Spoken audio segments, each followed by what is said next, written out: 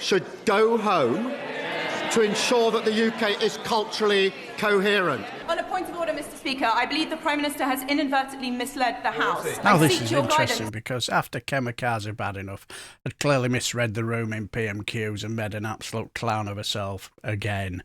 Weald of Kent's Tory MP Katie Lam reverted to their Tory comfort zone with this question. The government's proposed terms of reference for the inquiry into rape and grooming gangs are fatally flawed, as victims and survivors have pointed out.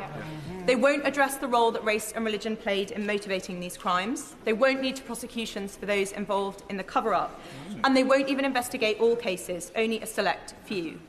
The consultation on these terms ends this Friday. If enough people call for changes, including through groomingangjustice.uk, will the Prime Minister please assure us that the final terms of reference will reflect these concerns?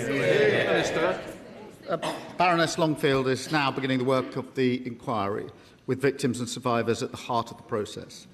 Under this government, convictions that are at the highest level ever.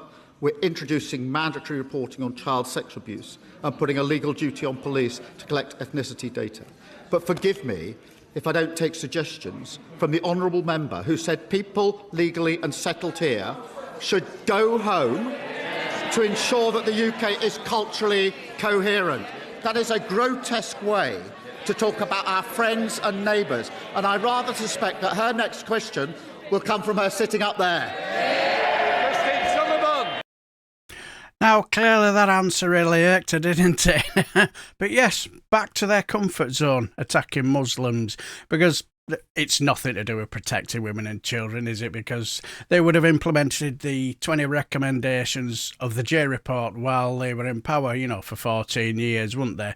But anyway, Katie Lam wasn't going to take it lying down, clearly. Point forward to Katie Lam. The Prime Minister has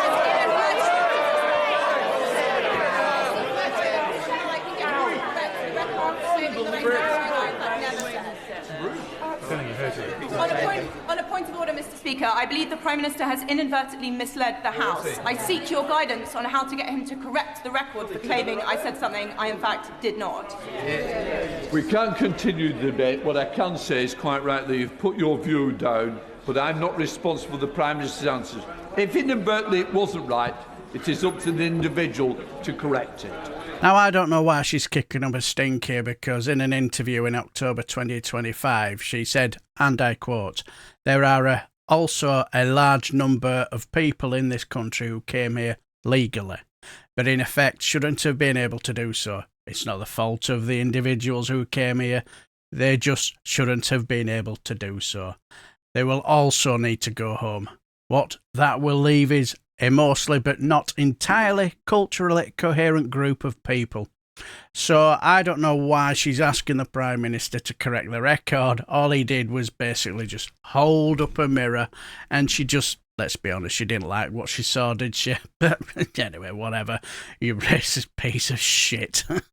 But this grooming gangs inquiry, I have to say I'm not surprised. They've really struggled, I mean the Labour Party, to basically get somebody who's prepared to take it on with all it's been used as a political tool, you know, by the right-wing grifters and racists and all the charlatans that they have about.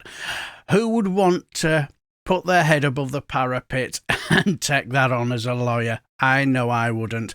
But anyway, what do you guys think? Let me know down below, and I shall bid you farewell and take care, my friends.